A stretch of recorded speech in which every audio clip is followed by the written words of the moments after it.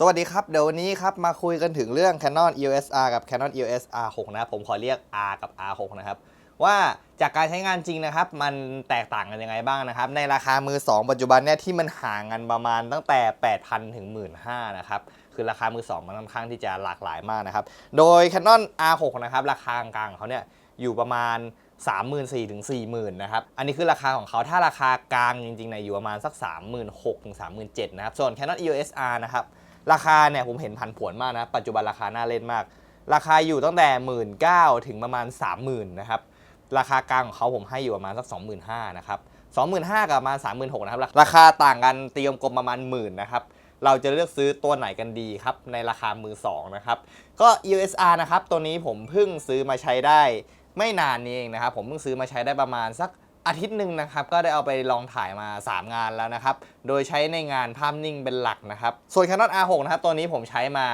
2 ปีครึ่งเกือบจะ3 ปีแล้วนะครับก็ใช้งานมาค่อนข้างที่จะหนักหน่วงอยู่พอสมควรนะครับเรารู้ข้อดีข้อเสียของ R6 เนี่ยค่อนข้างที่จะลึกนะครับแล้วก็รู้ว่าการใช้งานของมันเนี่ยควรจะใช้งานในลักษณะประมาณไหนเนี่ยถึงจะเหมาะสมนะครับตัวนี้จะรู้ค่อนข้างลึกนะครับส่วน Canon R เนี่ยถึงผมจะใช้มาไม่นานมานี้แต่ว่าพอรู้อยู่นะครับว่ามันควรจะใช้งานในลักษณะงานประเภทไหนนะครับแล้วแต่ละตัวนะครับมันมีข้อดีข้อเสียยังไงกันบ้างนะครับเดี๋ยวเรามาคุยกันนะครับเพราะคลิปนี้เดี๋ยวจะมาเจาะลึกในเรื่องการใช้งานจริงของผมนะครับทั้งลักษณะบอดี้ภายนอกแล้วก็การใช้งานจริงนะครับว่ามันเป็นยังไงกันบ้างนะครับสำหรับ Canon R นะครับตัวนี้ผมได้มาในราคา 23,000 ครับคือได้มาในราคาที่ค่อนข้างดีเลยนะครับชัตเตอร์เขาเนี่ยไปประมาณ 320,000 นะแต่เขาเปลี่ยนชัตเตอร์ตอนประมาณ 301,000 นิดๆนะครับแล้วหลังจากเปลี่ยนชัตเตอร์ใหม่เขาก็รันมาอีกประมาณสัก 12,000 แล้วตัวนี้ผมกดไปประมาณสัก 3,000 ถึง 4,000 นะครับก็ชัตเตอร์รวมๆตัวนี้ประมาณสัก 16,000 คือใช้ได้อีกยาวๆเลยนะครับก็สภาพภายนอกเนี่ยก็จะค่อนข้างที่จะมีความถลอกบ้างยับบ้างนะครับเป็นบางจุดนะครับแต่ในราคา 23,000 เนี่ยผมบอกเลยว่าโหมันค่อนข้างที่จะคุ้มมากนะครับคือ EOS R เนี่ยมันคือ 5D Mark IV ในเวอร์ชันกล้อง mirrorless นะครับสำหรับ 5D Mark IV เนี่ยมันเป็นกล้องที่มืออาชีพหลายๆคนยังเลือกใช้กันอยู่เลยนะตัว R เนี่ยมันคล้ายๆ 5D Mark IV นะมันแค่แปลงเวอร์ชันเป็นกล้อง mirrorless นะครับคือสเปคเนี่ยแทบจะเป็นฝาแฝดกันเลยนะตัวนี้มันเป็นกล้องรองตลาดของทาง Canon ตัว mirrorless ตัวแรกที่เขาลองปล่อยออกมานะครับแต่ปล่อยออกมาเนี่ยคนดันซื้อไปใช้กันค่อนข้างที่จะเยอะนะครับโดยสเปคภาพนิ่งของเขานะครับอยู่ที่ประมาณ30 ล้านพิกเซลนะครับวิดีโอเนี่ยถ่ายได้ถึง 4K 25/30 แต่ครอปไป 1.74 เท่าคือครอปหนักเลยนะครับส่วน Full HD เนี่ยได้ที่ 50-60 เฟรมนะครับแล้วก็ถ่าย Slow Motion ได้ที่ HD นะ 720p ได้ที่ 120 เฟรมนะครับมันให้มาแปลกๆนะสำหรับสเปคตัวนี้นะครับและถ่าย C-Log 10 บิตได้โดยการต่อผ่าน External Recorder นะครับส่วนถ้าถ่าย Internal Record เนี่ยได้เป็น8 บิตนะครับก็เป็นสเปควิดีโอที่เอาไปใช้งานจริงได้นะทั่วๆไปเขาก็ใช้ประมาณนี้นะในสมัยก่อนปัจจุบันผมว่าก็ยังพอใช้งานได้อยู่นะในสเปควิดีโอนะครับส่วน R6 นะครับก็สเปคของเขาเนี่ยจะเป็นภาพนิ่งเนี่ย20 ล้านพิกเซลนะครับส่วนสเปควิดีโอนะครับก็จะถ่ายได้ที่ 4K 50-60 เฟรมนะครับโดยที่ครอปไปที่ 0.7 ครอปไปนิดเดียวนะการใช้งานจริงไม่ได้รู้สึกขนาดนั้นนะครับ 4K 25/30 ก็ครอปเหมือน 4K 50-60 เลยนะแต่ว่าตัวเนี้ยการถ่ายวิดีโอมันจะค่อนข้างที่จะร้อนหน่อยนะครับและถ่าย 4:2 10 บิตได้ในตัวกล้องเลยนะครับแต่ว่าโคเด็กวิดีโอนะจะมีแค่ IPB ส่วนตัว R เนี่ยมันจะมี OI มาให้ IPB ของ R6 เนี่ยมันจะมี IPB ปกติแล้วก็ IPB แบบไลท์นะครับคือ IPB แบบเล็กๆนะครับไว้ถ่ายทำลงคอนเทนต์นะไฟล์จะเล็กลงเท่าตัวหนึ่งนะครับส่วน R เนี่ยมันจะมี IPB กับ OI ไปเลย IPB ก็เป็นไฟล์ปกตินะครับบิตเรทปกติส่วนถ้า OI เนี่ยโอ้โหบิตเรทนี่มันแบบว่ามันโหดมากนะโดยเฉพาะ 4K นะครับบิตเรท480 เมกะบิต per sec นะครับถ้าจะถ่าย 4K OI ต้องใช้การ์ด V60 ขึ้นไปนะถึงจะเหมาะนะครับเป็น UHD-2 นะครับทีนี้นะครับเดี๋ยวผมขอพูดถึงเรื่องบอดี้ภายนอกของกล้องทั้ง2ตัวนี้ก่อนนะครับคือถ้าดูจากทางหน้าเนี่ยมันจะดูแบบใกล้เคียงกันนะใกล้เคียงกัน R มันจะมีความเหลี่ยมมากกว่า R6 มันจะมีความมนมากกว่านะครับแต่สิ่งหนึ่งที่มันรู้สึกได้เลยว่า R เนี่ยมันเป็นแมกนีเซียมอลลอยคือมันแข็งมากนะครับบอดี้มันดูแบบแข็งมากส่วน R6 เนี่ยมันจะมีความเป็นพลาสติกนิดนึงนะครับคือ R6 เนี่ยฟิลมันจะคล้ายพวกตระกูล 90D 80D เนี่ยมันจะฟิลแบบนี้นะครับส่วน R เนี่ยพอจับไปเนี่ยมันจะรู้สึกได้เลยว่ามันแน่นมากนะครับมันจะเหมือนพวก 5D Mark IV มันฟิลเดียวกันเลยหรือพวกแบบ Nikon พวก Z6 Mark II Z6 Mark III เนี่ยคือฟิลมันจะมาอย่างนี้เลยนะครับคือบอดี้ตอนที่มาจับครั้งแรกเนี่ยรู้สึกได้เลยว่ามันแข็งแรงกว่ามากๆนะครับ R6 เนี่ยฟิลมันจะเป็นพลาสติกเล็กน้อยนะครับซึ่งเอาจริงๆผมอยากจะให้ R6 เนี่ยเป็นแมกนีเซียมอลลอยมากเลยนะถึงน้ำหนักมันจะเยอะกว่าก็เถอะแต่ผมรู้สึกว่าตัว Canon R เนี่ยมันจะดูแข็งแรงมากกว่านะครับ ต่อไปนะผมจะให้ดูน้ำหนักตัวบอดี้นะครับอันนี้ใส่บอดี้บวกการ์ดนะครับของ Canon R เนี่ยมันเป็นการ์ดสล็อตเดียวนะผมใส่การ์ดไปใบเดียวนะครับแล้วก็ใส่แบตไปเรียบร้อยนะครับนี่ลองชั่งน้ำหนักดูนะครับน้ำหนักอยู่ที่676 กรัมอันนี้ผมติดไอ้นี่ไปด้วยมันเลยประมาณ676นะครับส่วนของ R6 ครับผมนี่ของ R6 นะแต่นี้ผมใส่การ์ดไป2สล็อตแต่ผมถอดออกใบหนึ่งนะครับผมถอดออกใบหนึ่งให้มันเท่าๆกันนะครับน้ำหนักอยู่ที่698.2นะครับประมาณ690 กรัมนะครับจะหนักกว่า R ประมาณ20 กว่ากรัมนะถ้าเกิดใส่การ์ดไปด้วยบวกการ์ดไปด้วยนะครับประมาณ700 กรัมนะครับคือก็จะดูว่ามันก็จะหนักกว่า R ประมาณ20 กรัมนะครับน้ำหนักที่มันต่างกันประมาณ20 กรัมนั้นพอเรามาดูตัวบอดี้นี่นะครับนี่นะครับของ R6 นี่ R6 นะครับส่วนนี้คือ R นะครับ R6 เนี่ยจะเป็นไดอัล R จะเป็นไอตัวโหมดตรงนี้เป็นหน้าจอนี้นะครับแล้วก็ปุ่มเปิดปิดอยู่ทางด้านซ้ายเหมือนกันนะครับแล้วก็มีไดอัลมีอะไรค่อนข้างที่จะใกล้เคียงกันนะเนี่ยมันจะเหมือนกันเลยนะข้างบนนี้นะครับแต่ตรงนี้จะมีคำว่าโหมดขึ้นมานะครับแล้วก็ตัว R6 เนี่ยมันจะดูอ้วนกว่านะครับกิฟมันจะดูใหญ่กว่า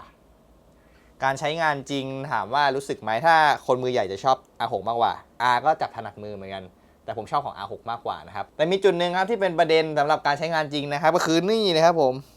เรื่องปุ่มเปิดปิดนะของ R6 นะครับนี่ครับมันจะมีแง่งมาให้ครับเวลาเปิดปิดครับเปิดฟึบแล้วก็ปิดง่ายมากครับมันแค่แบบเอานิ้วเปิดอย่างนี้แล้วก็ปิดง่ายนะครับส่วนของ Canon R นะครับนี่มันจะต้องใช้มือจิกเข้าไปนิดนึงนะครับซึ่งถ้ามันมีแง่งมาให้เหมือน R6 เนี่ยมันจะเปิดได้ง่ายกว่านะครับอันนี้เป็นจุดหนึ่งนะครับที่มันมีความแตกต่างกันเป็นเรื่องเล็กที่มันมีความยิ่งใหญ่นะครับส่วน Hot Shoe เหมือนกันนะครับเหมือนกันเลยส่วนเรื่องปุ่มไดอัลตรงนี้เนี่ยก็ของ R6 มันก็จะมีโหมดอยู่ประมาณนี้ M กับวิดีโอมันจะห่างกันประมาณ 4-5 กึกนะครับผมก็เลยตั้งให้ C3 เนี่ยเป็นโหมด M นะครับมันก็เลยจะได้แบบว่าเวลาใช้งานเนี่ยผมก็แค่บิดทีเดียวใช้งานได้เหมือนกันนะครับ C2 ก็ไปตั้งเป็นโหมด AV อะไรพวกนี้นะครับเราสามารถไปคัสตอมได้นะครับส่วนของ Canon R ครับนี่ก็จะมีโหมดขึ้นนี้ถ้าปิดเครื่องเนี่ยมันจะขึ้นเลยว่าเราอยู่ที่โหมดไหนโหมดภาพนิ่งเป็นอย่างนี้ถ้าเป็นโหมดวิดีโอจะเป็นรูปวิดีโอนะครับแล้วก็เวลาเปิดเครื่องนะครับถ้าเราจะเปลี่ยนโหมดนะครับเราต้องกดนี่ครับต้องกดโหมดนี้กดโหมดมันก็จะมีให้เลือกนะว่าเราจะเปลี่ยนไปในโหมดไหนบ้างอะไรบ้างนะครับถ้าเราจะเปลี่ยนให้เป็นโหมดวิดีโอแล้วกด Info หรือกดตรงนี้ก็ได้ก็จะมีโหมดวิดีโอให้เลือกนะครับซึ่งของ R เนี่ยจะมีโหมดวิดีโอ TV AV อะไรมาให้ด้วยนะครับแล้วก็มีโหมดคัสตอมมาให้ด้วยนะคืออันนี้ดีมากนะของ R6 มีแค่โหมด M กับโหมดออโต้นะครับให้มาค่อนข้างที่จะน้อยนะครับพอเราเลือกเสร็จปุ๊บถ้าเราปิดเครื่อง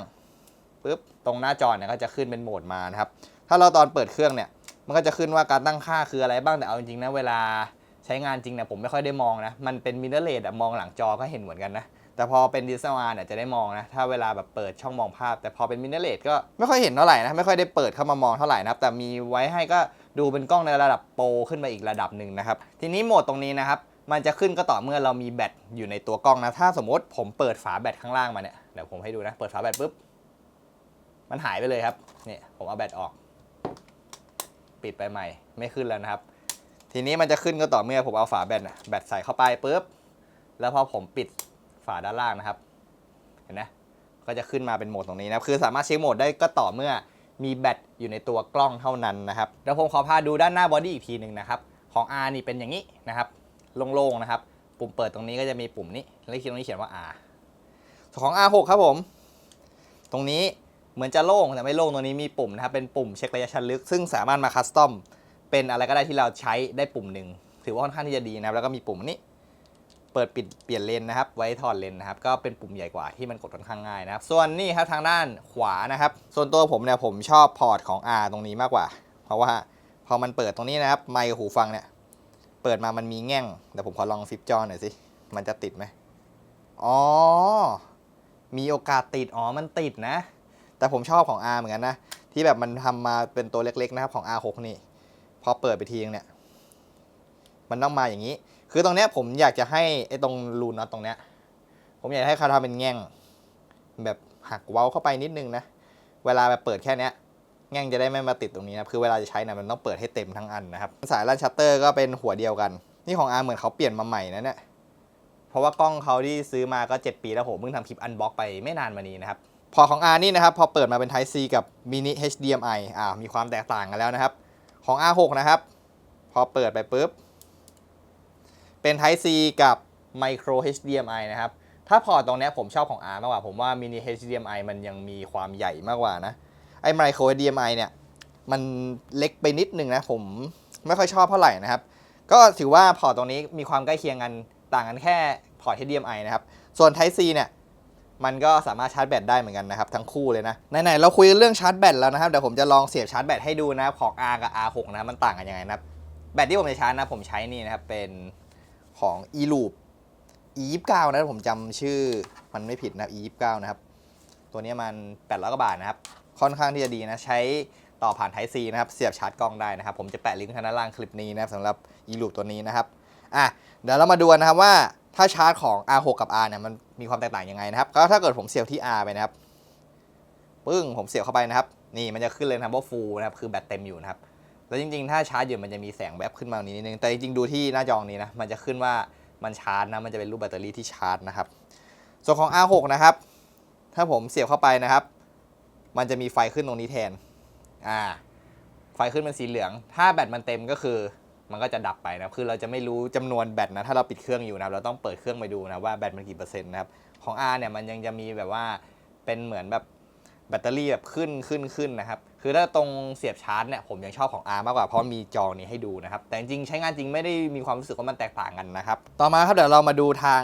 ตัวกริปจับตรงนี้บ้างนะครับก็จะเป็นช่องใส่การ์ดนะครับของ R6 นะครับเราจะเห็นเลยว่าช่องใส่การ์ดมันใหญ่กว่านะครับมันจะเป็นการ์ดแบบ2สล็อตนะครับ Dual Slot นะครับนี่เปิดเข้าไปนะครับ USB 2 ใบนะครับรองรับการทำงานมืออาชีพนะครับการ์ด2สล็อตนะครับนี่นะครับส่วนของ R นะครับเป็น USB 2 สล็อตเดียวนะครับใส่การ์ดได้ใบเดียวนะอันนี้ค่อนข้างน่าเสียดายนะครับ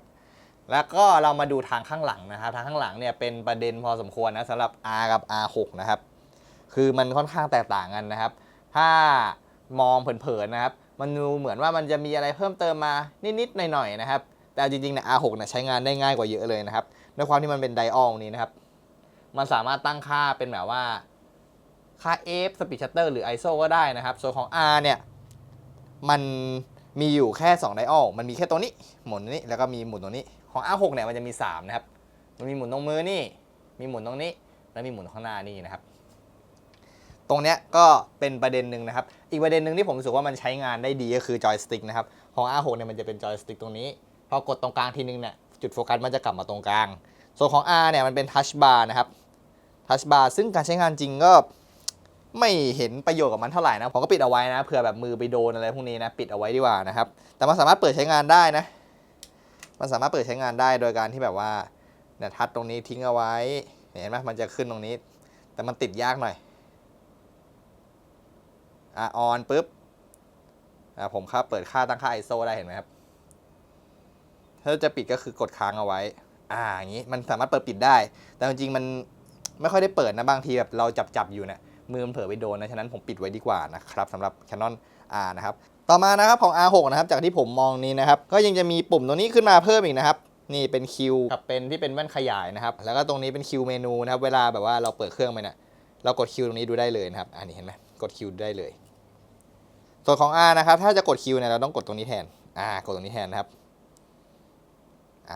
มันก็จะมีความแตกต่างกันเล็กๆน้อยๆนะครับแต่ว่าการใช้งานจริงเนี่ยผมรู้สึกว่าผมชินของ R6 มากกว่านะครับและปุ่ม AF on นะของ R6 เนี่ยมันอยู่ตรงมือตรงนี้พอดีตรงนิ้วโป้งพอดีนี่ครับนิ้วโป้งอย่างนี้พอดีของ R เนี่ย AF on อยู่นี่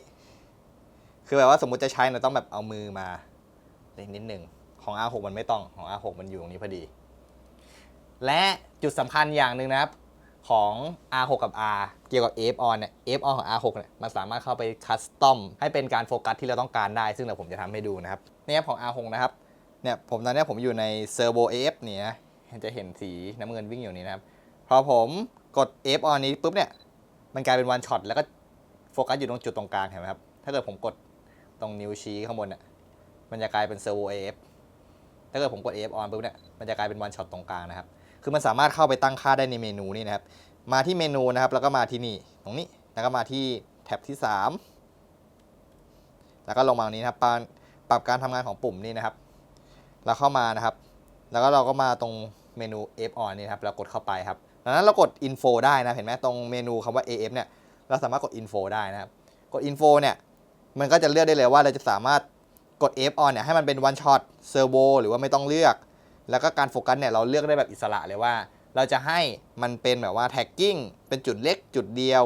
หรือจะเป็นแบบว่าโซนเล็กโซนใหญ่โซนแนวตั้งโซนแนวนอนนะครับเราสามารถเลือกได้เลยซึ่งผมจะเลือกเป็นจุดตรงกลางนะครับ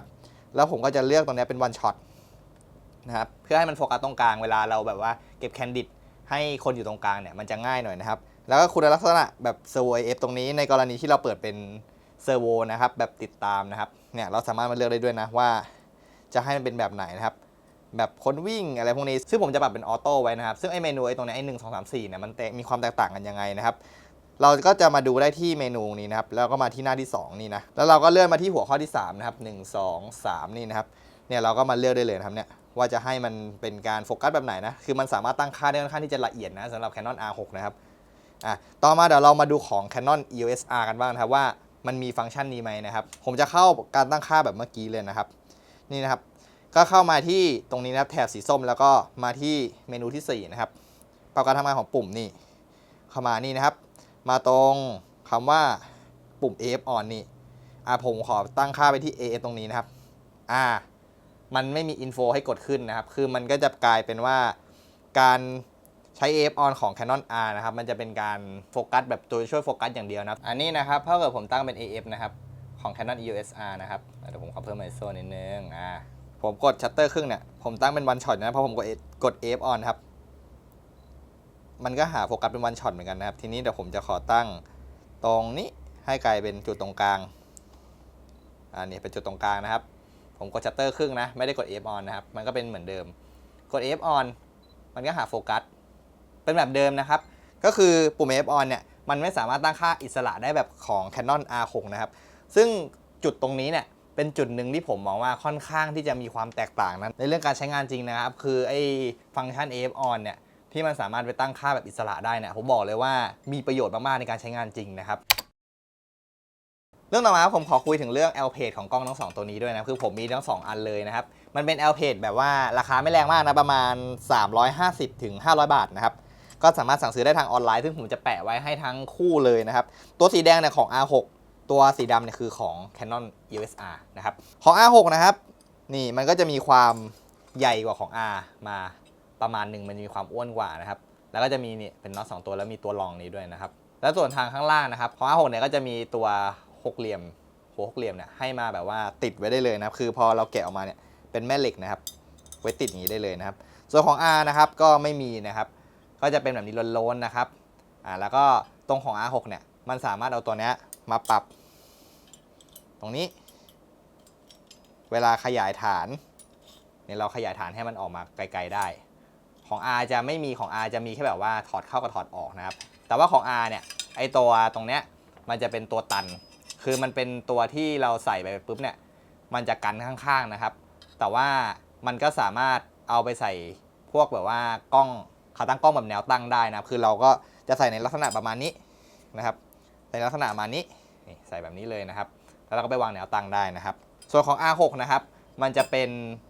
ตัวแบบแง่งๆคือมันสามารถใส่ขาตั้งได้เหมือนกันนะครับแต่ว่ามันจะมีแง่งๆนี้ไว้เปิดปิดฟลิปจอนะครับซึ่งถ้าถามผมว่าผมชอบของ R6 หรือของ R มากกว่าผมตัวผมชอบของ R6 มากกว่าผมรู้สึกว่ามันอิสระมากกว่านะครับและตรงเนี้ยที่มันมีความแง่งออกมาเนี่ยคือมันไว้สำหรับว่าฟลิปจอได้แล้วตรงเนี้ยมันสามารถถอดออกไปให้มันมีความห่างออกไปได้นะครับซึ่งน้ำหนักของทั้ง2ตัวนี้ก็มีความแตกต่างกันนะครับเดี๋ยวเรามาชั่งของ Canon EOS R ก่อนนะครับผมนี่ผมกั้งเข้าไปนะครับ95 กรัมนะครับถือว่าไม่ได้หนักมากนะครับของ R6 นะครับผมจะขอติดไอ้นี่ไปด้วยเลยเพราะว่าปกติผมใช้เนี่ยผมจะติดไปนะครับใส่เข้าไปครับ143 กรัมนะครับเดี๋ยวลองเอาไอ้ตัวหกเหลี่ยมนี้ออกนะครับก็ยัง136 กรัมนะครับก็ถือว่ามีน้ำหนักมากกว่าประมาณ30-40 กรัมได้เลยนะสำหรับตัว L plate ตัวนี้นะครับซึ่งเดี๋ยวผมจะลองติดให้ดูของจริงนะครับว่ามันเป็นยังไงบ้างนะครับนี่นะครับก็จะเป็นการติดของทั้งคู่นะก็จะเป็นในลักษณะอย่างนี้นะครับ R6 เนี่ยพอติดเข้าไปปุ๊บเนี่ยมันก็จะดูมีแบบนี้เป็นแบบนี้ครับเวลาเราฟลิปจอเนี่ยเราก็ต้องฟลิปอย่างนี้ก่อนนี้เราสามารถฟลิปแบบนี้ได้นี่นะครับของ R6 นะประมาณนี้นะครับปึ๊บเข้ามาแล้วเก็บอย่างนี้นะครับข้างๆเป็นแบบนี้คือจริงๆมันมีทั้งสีแดงสีดำนะอันนี้ผมซื้อมาให้มันมีความสีแตกต่างกันนิดนึงนะครับส่วนของ R นะครับนี่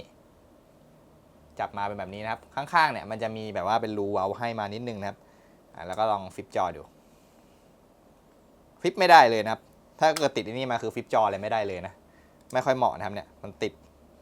ิดเลยนะครับคือต้องฟิปอย่างนี้แล้วก็เปิดได้ไม่เต็มด้วยของ R6 จริงก็เปิดไม่เต็มนะเปิดได้ไม่เต็มเหมือนกันถ้าจะเปิดให้เต็มเนี่ยเราเอาหกเหลี่ยมเนี่ยมาไขเนี่ยแล้วก็เลื่อนไปข้างหน้าได้คือมันสามารถเลื่อนได้เลื่อนทั้งข้างหน้าและเลื่อนมาข้างๆก็ได้ส่วนมากผมจะเลื่อนไปข้างหน้ามากกว่าแต่สิ่งที่ผมจะชอบใช้ของ R6 ก็คือนี่ผมจะเอาตัวนี้มาไขนี่ครับออกมาให้สุดนะครับแล้วก็ล็อกคืนแค่นี้มันก็จะมีความห่างนี้เวลาออกไปถ่ายงานนะครับถ้าเป็นเลนส์ฟิกผมก็จับนี้แล้วก็ถ่ายได้เลยนี่ถ่ายอย่างนี้ได้เลยแชะอย่างนี้นะครั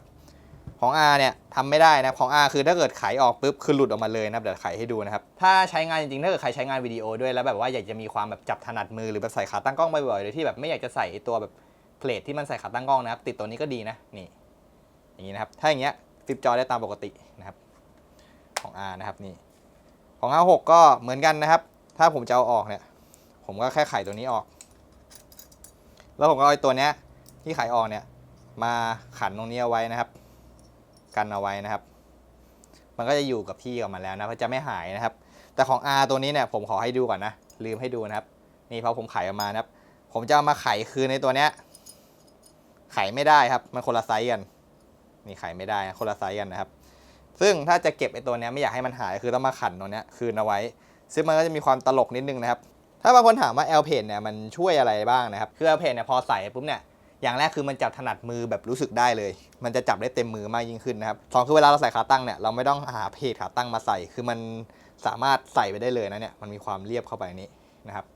บสามคือการกระแทกครับเวลาไปวางเนี่ยข้างล่างไม่เป็นรอยนะครับเนี่ยต่อมาครับเดี๋ยวเรามาคุยในมุมการใช้งานจริงกันบ้างนะครับจากที่ผมไปใช้งานมานะครับเรื่องโฟกัสก่อนนะโฟกัสของ R เนี่ยมันจะให้ฟีลเดียวกับ 90D นะครับคือมันสามารถใช้งานได้เหมือนกันแต่ว่าพอใครที่เคยใช้พวกตระกูล R6 มาเนี่ยที่เป็น Dual Pixel 2เนี่ยแล้วมาใช้ R เนี่ยจะรู้ได้เลยว่าโฟกัสของ R มันจะมีความช้าและมีความหน่วงขึ้นมาเล็กน้อย R6 เนี่ยมันเป็นกล้องที่ค่อนข้างตอบสนองได้ค่อนข้างที่จะรวดเร็วมากนะส่วนของ R เนี่ยมันจะเป็นกล้องที่ต้องมีความรอมันนิดนึงนะครับหรือการโฟกัสบางอย่างเช่นถ้าไปถ่ายคนที่เขาหันหลังอยู่เนี่ยบางที R มันจะไม่โฟกัสตรงหัวให้มันเหมือนว่ามันต้องคิดมันต้องหาก่อนนะส่วนของ R6 เนี่ยมันจะจับตรงหัวให้เลยคือมันโฟกัสเข้าค่อนข้างที่จะแม่นกว่าพอสมควรเลยนะเรื่องการโฟกัสเนี่ยถ้าการใช้งานทั่วๆไปนะถ่ายพอร์เทรตถ่ายคนปกติที่แบบว่าคนหันหน้ามาผมรู้สึกว่าไม่ได้มีความแตกต่างกันแต่ถ้าเป็นสถานการณ์ที่มันมีความยากขึ้นมาเล็กน้อย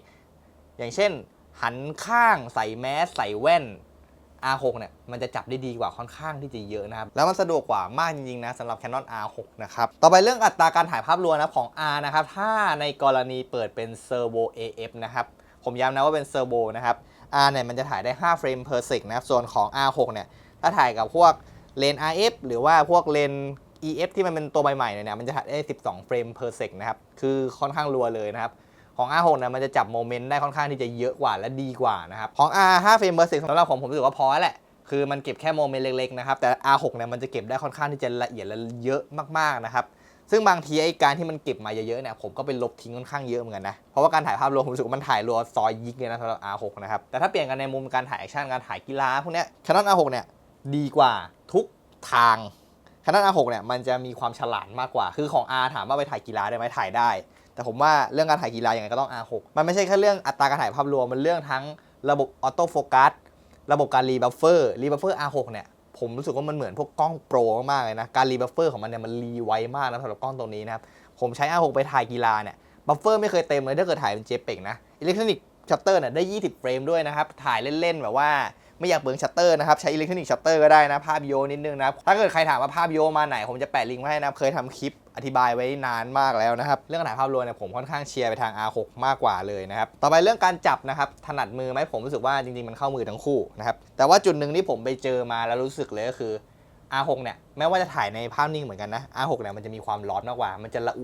มือมากกว่านะครับคือถ่ายไปพอๆกันเปิดเครื่องทิ้งไว้เหมือนกันเนี่ย Canon R เนี่ยผมรู้สึกว่าความร้อนมันจะน้อยมันจะไม่ได้เยอะมากคือถ่ายไปนานๆมันถามว่ามันร้อนไหมมันก็มีความร้อนมันจะมีความร้อนนิดหน่อยแถวนี้แต่มันไม่ถึงขั้นละอุมือแต่ R6 เนี่ยมันจะมีความละอุมืออยู่คือมันจะค่อนข้างร้อนตรงส่วนนี้มากคือผมใช้มา2 ปีครึ่งแล้วตรงเนี้ยยางมันเริ่มบวมแล้วครับเนี่ยคือมันร้อนจริงนะ Canon R6 นะครับ ถ้าในมุมการถ่ายวิดีโอเนี่ย R6 เนี่ยฮีทแน่นอนนะคือเกิดขึ้นเป็น 4K นะครับไม่ว่าจะเป็น 4K 25-30 ก็ฮีทนะครับถ้าเป็น 50-60 ไม่ต้องพูดถึงนะครับ Full HD เนี่ยถ้าถ่ายนานๆหน่อยหรือเจออากาศร้อนๆเนี่ยประมาณสักชั่วโมงครึ่งก็ฮีทแล้วนะแต่ส่วนของ Canon R เนี่ยคือผมไม่ได้เอาไปถ่ายวิดีโอแบบจริงจังสักครั้งหนึ่งนะแต่ผมอยากรู้ว่าความร้อนมันจะเป็นประมาณไหนนะครับผมก็เลยลองตั้งเป็น 4K 25 เฟรมแล้วผมก็ลองกดถ่ายยาวๆดูเลยนะครับผลปรากฏว่ามันถ่ายได้เป็นชั่วโมงเลยแล้วกล้องเนี่ยมีความอุ่นเล็กๆนะครับมันไม่เหมือน R6 นะ R6 นี่คือแบบถ้าถ่าย 4K ปุ๊บเนี่ยประมาณสัก20 นาทีเนี่ยคือร้อนมือนะของ R เนี่ยถ่ายเป็นชั่วโมงยังไม่รู้สึกร้อนเลยนะแต่ 4K ของ R ครอป 1.74 R6 มันครอปแค่ 0.7 นะครับและ R6 เนี่ยมันมีการสั่นในบอดี้เวลาไปถ่ายวิดีโออะไรจริงๆเนี่ยผมรู้สึกว่ามันนิ่งกว่าบางทีผมไม่ใช้กิมบอลเลยนะถ้ามันไม่ได้เป็นงานที่แบบต้องเดินถ่ายเนี่ยผมใช้ R6 เนี่ยไปถือถ่ายแพนได้เลยคือการสั่นของ R6 เนี่ยดีมากส่วน R มันจะไม่มีการสั่นในตัวบอดี้นะครับก็จะเสียเปรียบเรื่องตรงนี้ไปนะครับแต่ R เนี่ยมันมีวิดีโอ RI มาให้วิดีโอ RI มันก็จะทำงานได้ดีกว่าของ R6 ก็คือบิตเรทไฟล์มันจะเยอะกว่านะครับแต่หลักๆเลยก็คือ R เนี่ยมันเปิด Clean HDMI เนี่ยมันสามารถกดอัดไปได้ของ R6 เนี่ยกดอัดไม่ได้และในกล่องที่เขาแถมมานะมันมีตัวเหมือนจะเป็นตัวเสริมที่เสียบสาย HDMI มาให้ด้วยนะของ Canon R นะครับซึ่งผมยังไม่ได้แกะดูเลยแล้วผมก็ทิ้งกล่องไว้ที่บ้านที่กรุงเทพนะวันนี้ก็เลยเอามาให้ดูในคลิปนี้ไม่ได้นะครับในคุยเรื่องวิดีโอและเรื่องการสั่นนะครับก็การสั่นใน Body R6 นะครับผมบอกเลยว่าค่อนข้างที่จะดีมากนะครับมันเอาไปใช้งานได้หลากหลายสถานการณ์โดยเฉพาะวิดีโอเนี่ยเห็นชัดเลยนะครับภาพนิ่งจริงๆก็เห็นชัดนะถ้าตั้งสปีดชัตเตอร์ที่มันน้อยลงหน่อยคู่กับเลนส์ที่มันมีการสั่นด้วยเนี่ยโอ้โหมันทำงานได้ดีนะถ้าเลนส์ไม่มีการสั่นอย่างเช่นตัวนี้นะ 16-2.8 เนี่ยก็สามารถใช้การสั่นในบอดี้นะครับลดค่าสปีดชัตเตอร์เนี่ยในตอนกลางคืนนะให้มันน้อยลงได้และภาพยังสว่างก็สามารถทำได้นะคือ R6 เนี่ยเอาจริงเป็นกล้องที่การสั่นค่อนข้างที่จะดีมากๆนะเป็นตัวหนึ่งที่ผมรู้สึกค่อนข้างชอบมันมากนะเรื่องการสั่นนะครับในบอดี้ของตระกูล Full Frame นะครับส่วนของ R เนี่ยมันไม่มีการสั่นแบบในบอดี้โดยตรงนะมันมีแต่การสั่นแบบอิเล็กทรอนิกส์ในงานวิดีโอนะครับเพื่อเป็นดิจิตอล IS ซึ่ง R6 มันก็มีคือ R6 เนี่ยมันสามารถเปิดทั้งการสั่นในบอดี้และการสั่นแบบดิจิตอล IS ก็ได้นะครับคือมันสามารถใช้ทำงานร่วมกันได้แล้วก็เวลาการใช้งานจริงอ่ะผมว่าเอาไปใช้งานจริงได้เลยค่อนข้างดีเลยนะครับต่อมาครับเรื่องสล็อตการ์ดนะครับของ R มันเป็นสล็อตเดียวนะของ R6 มันเป็น2สล็อตนะครับซึ่งไอ้ตรงเรื่องสล็อตการ์ดเนี่ยอันนี้แล้วแต่บุคคลเลยนะแต่สำหรับผมชอบการ์ด2สล็อตมากกว่านะปกติผมถ่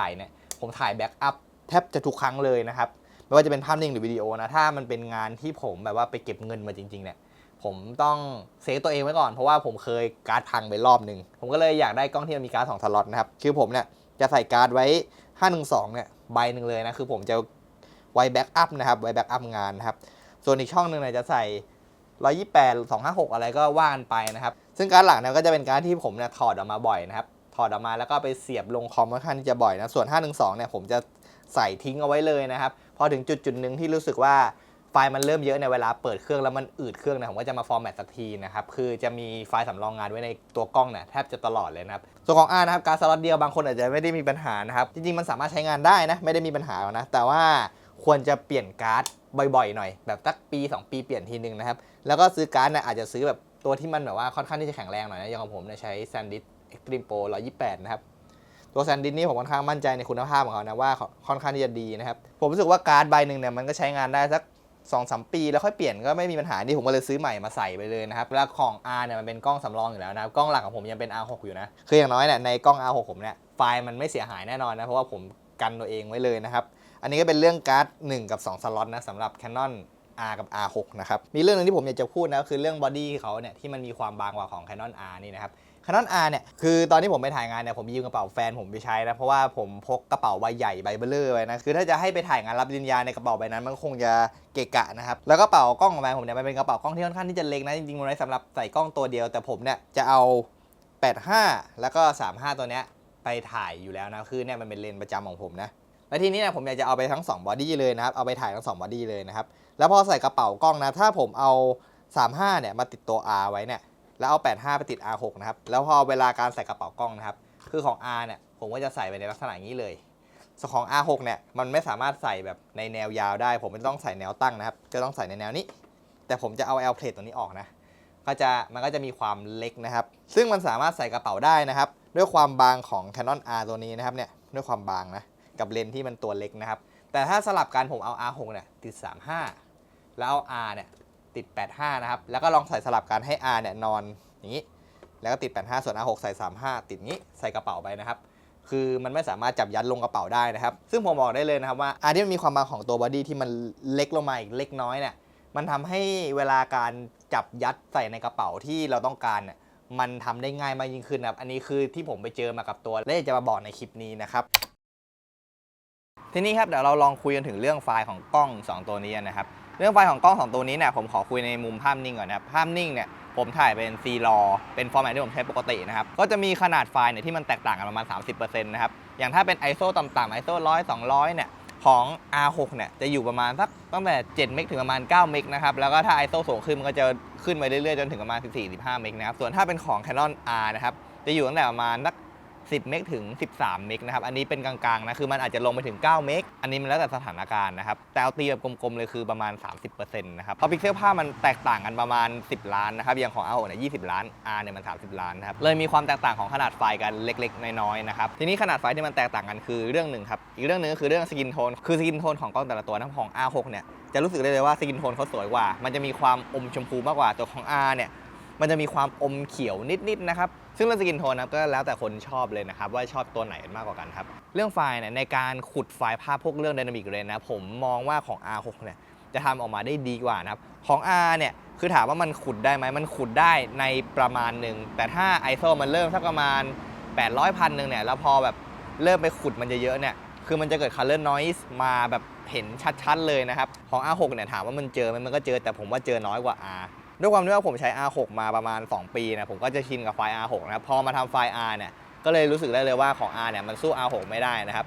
รวมถึงเรื่อง noise ในค่า ISO ด้วยนะครับอย่างถ้า noise ของ R6 ประมาณสัก3,200เนี่ยผมยังรู้สึกว่ามันคลีนอยู่ยังไม่ได้รู้สึกอะไรมากแต่ของ R เนี่ยจะเริ่มเห็นเป็นจุดๆเล็กๆแล้วนะครับแต่ว่าไม่ได้น่าเกลียดนะครับแล้วผมก็ลองถ่ายด้วย R เนี่ยใน ISO 10,000คือ noise เนี่ยมายับๆเลยแต่จริงถ้าเราเอาไปทำต่อใน Lightroom เนี่ยมันก็สามารถเอาไปใช้งานจริงได้นะส่วนเรื่อง R6 เนี่ยน้อยสัก10,000มันก็จะเป็นจุดเล็กๆมันก็ไม่ได้เยอะเท่ากับของ R นะครับคือโดยรวมเนี่ย R6 เนี่ยทำออกมาได้ดีกว่านะครับสรุปง่ายๆนะใน R6 นะครับคือไฟล์มันเนี่ยจะเล็กกว่าแต่ Dynamic Range มันก็ดีกว่านะครับไฟล์ของ R จะมีความใหญ่กว่านิดหน่อยแต่ก็ไม่ได้เป็นปัจจัยสำคัญนะครับแต่ไฟล์ของ R เนี่ยมีพิกเซลมากกว่า R 60 ล้านพิกเซลนะครับก็อาจจะเป็นประเด็นได้นะสำหรับใครที่ชอบเอาภาพเข้าไปครอบนะครับของ R เนี่ยจะได้เปรียบมากกว่านะครับส่วนเรื่องเนื้อไฟล์ความคมของไฟล์ภาพเนี่ยผมรู้สึกว่าไม่ได้เห็นความแตกต่างแบบมีนัยสำคัญขนาดนั้นคือพอมันถ่ายมามันก็ได้ภาพเหมือนกันอย่างผมไม่ถ่ายพวกงานรับปริญญาเนี่ยไม่ได้รู้สึกว่ามันมีความแตกต่างกันมากขนาดนั้นนะครับใน10ล้านพิกเซลนะครับแต่ส่วนตัวผมชอบไฟล์ R6 มากกว่าเพราะว่าไฟล์มันเล็กนะครับแล้ว20ล้านเนี่ยผมว่ามันเพียงพอต่อการใช้งานครับสรุปครับ Canon EOS R กับ Canon EOS R6 นะครับเราจะเลือกซื้อตัวไหนกันดีนะครับก็จากสเปคที่ผมเล่าไปนะครับก็เห็นความแตกต่างกันพอสมควรนะทั้งเรื่องการใช้งานจริงการจับถือนะครับแล้วก็พวกฟังก์ชันต่างๆนะครับปัจจุบันนี้ราคากล้องมือสองทั้ง2ตัวนี้นะครับราคากลางกันได้ประมาณสัก36,000 37,000นะครับอันนี้ราคากลางส่วน Canon EOS R เนี่ยราคากลางอยู่ที่ประมาณ25,000 26,000นะครับราคามันจะต่างกันประมาณสัก10,000 ถึง 11,000นะครับในราคา10,000 ถึง 11,000เนี่ยคุณต้องมาคำนวณด้วยว่าคุณต้องซื้อเลนส์ด้วยไหมหรือว่าคุณมีเลนส์อยู่แล้วถ้าคุณมีเลนส์อยู่แล้วเนี่ยก็คำนวณแค่ตัวบอดี้นะครับในราคาประมาณ 10,000 ที่คุณจ่ายเพิ่มไปเนี่ยคุณได้อะไรเพิ่มไปบ้าง1เลยคุณได้กล้องที่ระบบโฟกัสดีมากยิ่งขึ้นนะครับ2คือคุณได้การสั่นในบอดี้แล้วเป็นการสั่นที่ค่อนข้างดีมากเลยครับ3คือคุณได้การ์ด2สล็อตนะครับรองรับการทำงานแบบมืออาชีพนะครับ4คือคุณได้การตั้งค่าหลายอย่างที่มันสะดวกมากยิ่งขึ้นนะครับ5คือคุณได้สเปควิดีโอที่สูงขึ้นด้วยนะครับได้ถึง 4K 50-60 และถ่าย 4:2 10 บิตได้ในตัวกล้องนะครับทั้ง C-Log 1 และมี C-Log 3 ให้ด้วยครับ6คือในเรื่องการถ่ายภาพนิ่งการถ่ายภาพรัวเนี่ยได้การถ่ายภาพรัวที่รัวมากยิ่งขึ้นนะ12 เฟรม per sec และ20 เฟรมอิเล็กทรอนิกชัตเตอร์นะครับคือมันเอาไปถ่ายกีฬาอะไรได้เลยแล้วบัฟเฟอร์เนี่ยผมบอกเลยโคตรเยอะนะครับตัวนี้เป็นกล้องถ่ายกีฬาแบบมืออาชีพได้สบายๆเลยครับแต่สิ่งที่คุณจะเสียไปคือพิกเซลของภาพตัวนี้มันได้แค่20ล้านพิกเซลส่วนตัว Canon EOS R เนี่ยมันจะได้อยู่ที่30ล้านพิกเซลนะครับและบิตเรทวิดีโอแบบ All I ของ R6 เนี่ยใช้ไม่ได้ของ R ทำได้และโหมดวิดีโอนะครับของ R6 เนี่ยมันได้แค่โหมดออโต้กับโหมด Mตัวของ R เนี่ยมันจะได้โหมด AV TV มาให้ด้วยและยังมีโหมดวิดีโอคัสตอมมาให้ด้วยนะครับและอีกเรื่องหนึ่งก็คือเรื่องความร้อนของตัวกล้องของ R เนี่ยผมบอกเลยว่ามันถ่ายวิดีโอแล้วไม่ค่อยร้อนครับแล้วบอดี้มันเนี่ยก็แข็งแรงมากกว่าเป็นแมกนีเซียมอลลอยนะครับตัว R6 เนี่ยมันจะเป็นโพลีคาร์บอเนตผสมแมกนีเซียมอลลอยนะครับซึ่งมันจะไม่แข็งแรงเท่ากับของตัว Canon R นอกจากมันจะแข็งแรงกว่าเนี่ยไอ้แมกนีเซียมอลลอยมันก็จะระบายความร้อนได้ดีกว่านะจากที่ผมไปอ่านในเว็บของที่เขาเปิดตัว R6 Mark III ไปนะ R6 Mark III เนี่ยก็จะเป็นแมกนีเซียมอลลอยนะครับมันก็จะระบายความร้อนได้ดีกว่าเขาเขียนบอกไว้ในเว็บนะผมก็เลยเอาข้อมูลนั้นมาอ้างอิงในกล้อง2ตัวนี้ด้วยครับเงินหมุนที่คุณจ่ายเพิ่มไปเนี่ยผมบอกได้เลยว่า คุ้มค่ามากๆถ้า20ล้านพิกเซลคุณเพียงพอต่อการใช้งานนะครับถ้าคุณเป็นคนที่ถ่ายงานทั่วไปถ่ายงานพอร์เทรตถ่ายงานรับปริญญาถ่ายงานที่มันไม่ต้องใช้การครอปมากหรือคุณไม่ต้องเอาไปปริ้นที่อะไรที่มันใหญ่ๆมากนะผมบอกเลยว่าเพิ่มเงิน10,000 กว่าบาทมาเนี่ยคุณมาซื้อ R6 เนี่ยผมว่าคุณเอาไปใช้งานได้ในระยะยาวๆครับมันใช้งานได้ค่อนข้างที่จะดีมากครับ R6 เนี่ยผมใช้มา2 ปีผมชอบมันทุกอย่างเลยไม่ชอบมันแค่อย่างเดียวคือเรื่องความร้อนผมว่ากล้องมันจะมีความร้อนไปหน่อยนึงในการถ่ายวิดีโอเนี่ยมันจะมีการฮีทบ้างถ้าขึ้น 4K ปุ๊บคือมันฮีทแน่นอนประมาณ 25-30 นาทีนะครับส่วน Full HD ก็ฮีทถ้าอากาศร้อนๆมากๆนะครับมันจะถ่ายประมาณสักชั่วโมงครึ่งมันก็จะมีการฮีทเกิดขึ้นนะครับส่วน Canon R นะครับผมว่าเรื่องความร้อนเนี่ยคุณไม่ต้องไปกังวลอะไรกับมันเลยเพราะว่าผมลองเอามาตั้งถ่าย 4K ดูแล้วนะครับคือ 4K มันเป็น 4K ที่มันครอปและครอปเยอะด้วยแต่ว่าถ่ายเป็นชั่วโมงผมรู้สึกว่ากล้องมันยังมีความอุ่นแบบนิดๆหน่อยๆไม่ได้ร้อนอะไรขนาดนั้นนะครับซึ่งแตกต่างจาก Canon R6 นะครับที่มันค่อนข้างที่จะร้อนมากๆครับสำหรับส่วนตัวผมนะครับถ้างบคุณถึงผมแนะนำให้คุณอัพจาก Canon EOS R เนี่ยไป Canon EOS R6 เลยนะครับมันจบกว่านะครับแต่ถ้างบคุณจำกัดจริงสมมุติคุณมีเงินอยู่มาสัก 35,000 ถึง 40,000 คุณต้องการกล้องพร้อมเลนส์เพื่อไปใช้ในการทำงานนะครับผมว่า Canon R ก็ยังเป็นตัวหนึ่งที่ตอบโจทย์การใช้งานอยู่ครับโดยเฉพาะในงานภาพนิ่งนะครับมันตอบโจทย์มากนะ30 ล้านพิกเซลนะครับแล้วก็ไฟล์ C-RAW มันก็ใหญ่ของ R6 ประมาณสัก 30% ซึ่งก็ไม่ได้มีผลอะไรมากขนาดนั้นนะถ้าเวลาคุณถ่ายงานจริงคุณถ่ายใน ISO ที่มันไม่ได้สูงมากถ่ายมาพอดีหน่อยเนี่ยมันก็เอามาทำไฟล์ได้ผมว่ามันก็ไม่ได้แบบมีความแตกต่างจาก R6 มากขนาดนั้นนะคือมันใช้งานได้เหมือนกันนะส่วนในมุมวิดีโอเนี่ยถ้าทำงานวิดีโอแค่ Full HD 50-60 เนี่ยผมว่า Canon R มันก็ยังใช้งานได้ในระยะยาวนะครับถ้าต้องการการสั่นที่มันดีคุณก็ไปซื้อกิมบอลมาติดนะครับมันก็จะใช้งานวิดีโอเนี่ยได้ดีมากยิ่งขึ้นครับ10,000นะครับนี่เลยคุณอาจจะได้35 1.8 มาโคร IS STM ตัวนี้นะครับเป็นเลนส์ติดกล้องได้เลยนะครับเอาไปใช้งานได้เลยแต่ถ้าคุณเพิ่มงบมาอีกสักประมาณ 3,000 ถึง 4,000 นะคุณอาจจะได้ตัว 85 f2 อะไปใช้งานด้วยได้เลยนะครับคือบางทีในราคามือ 2ถ้าเจอ R อย่างของผมเนี่ยซื้อใน 23,000 เลนส์ตัวเนี้ยมันขายมือ 2ประมาณสัก 13,000 14,000 ประมาณ 37,000น่ะคุณได้ชุดเนี้ยไปใช้งานแล้วนะครับคือถ่ายพอร์เทรตได้แบบดีๆเลยเอาไปใช้ถ่ายวิดีโอได้ด้วยเพราะว่าเลนส์ตัวนี้กันสั่นก็มีใช้งานได้ดีมากด้วยครับคือคุณได้กล้องถ่ายพอร์เทรตกล้องทำงานแล้วตัวหนึ่งนะครับกลับกันนะครับในราคา 37,000 ที่คุณจ่ายไปเมื่อกี้เนี่ยถ้าคุณมาซื้อบอดี้ R6 เนี่ยคุณอาจจะได้แค่บอดี้แต่ถ้าคุณมาซื้อ R เนี่ยคุณอาจจะได้เลนส์ตัวใดตัวหนึ่งเข้าไปนะครับหรือถ้าเป็นพวก RF 50 1.8 คุณอาจจะได้ 16 2.8 มาด้วยนะที่เป็นตัวเล็กๆทั้งคู่นะครับคุณอาจจะได้2ตัวเลยถ้าคุณมาซื้อ Body R ในงบราคาประมาณ 40,000 อันนี้ต้องอยู่ที่สภาพและก็ประกันของกล้องและเลนส์แต่ละตัวด้วยนะครับแต่ย้ำนะครับที่ผมบอกราคาไปคือมือ2นะถ้าเป็นมือ1พวกนี้ราคามันก็จะแรงขึ้นไปอีกนะครับผมบอกเลยนะครับปัจจุบันนี้ราคา Canon EOS R เนี่ยมันล่วงลงมาแบบมันล่วงลงมาเยอะมากนะคือผมไม่เห็นบางคนเนี่ยขายไม่ถึง 20,000 ก็มีนะในชัตเตอร์ที่มันไม่ได้สูงนะประมาณสัก